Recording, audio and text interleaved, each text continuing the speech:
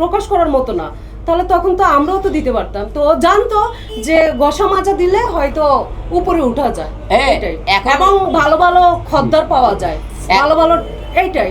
না হলে কেন এমন করবে? এখন মনে করে সে বলে আমি নাকি অশ্লীলতা সরাইতে, হিরো আলম অশ্লীলতা সরাইতে আছে, হিরো আলম খাদের বাদে মন্তব্য করছে, হিরো আলম বাদে প্রস্তাব দিতে। তুমি তাহলে শুরু করলে এত বাদে লোকের সুযোগটা তো সেই দিচ্ছে, সুযোগ দিলে পুরুষ মানুষ সদ্ব্যবহার করবে। আমি যদি মধুর ইয়ে খুলে রাখি, পুরুষ মানুষ এমনিতেই আসবে।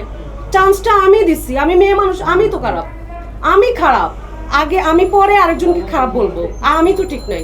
আমি নিজেকে আগে দেখবো যে আমি কেমন, তারপর আমি অন্যের দোষ দিব।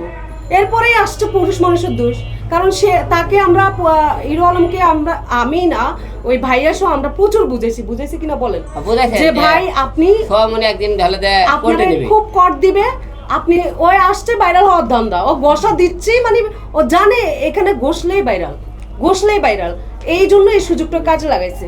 তখনই আমি আলম ভাইকে এই কথা আমরা বলছিলাম, কিন্তু আমাদের কথা শুনে নাই, এখন উনি বুঝতেছে। তো নেক্সট ডে আপনি আজকে বলে দিবেন যে নেক্সট ডে কোনো মেয়ে আসলে প্লিজ এই ধরনের, কারণ আপনারও 2টা মেয়ে বাচ্চা আছে, সুতরাং মেয়ে আছে আপনার ঘরে, মেয়ে সন্তান, তাদের বিয়ে দিতে হবে।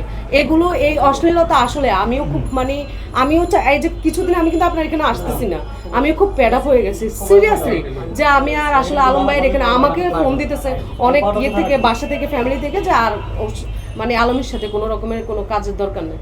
এই জন্য আমি আপনাকে বলছি আলম ভাই এগুলো বাদ দেন, কাজের মধ্যে নিয়ে যাবেন। আর এই যে মেয়েরা আসবে ঘষা দিতে, জাস্ট এই জুতোটা খুলে দিবেন একটা বাড়ি, কারণ ওরা আসতেছে ওদের মানে আপনাকে জাস্ট ইউজ করার জন্য, এটাই আমার কথা। ঠিক আছে, অনেকেই বলেছে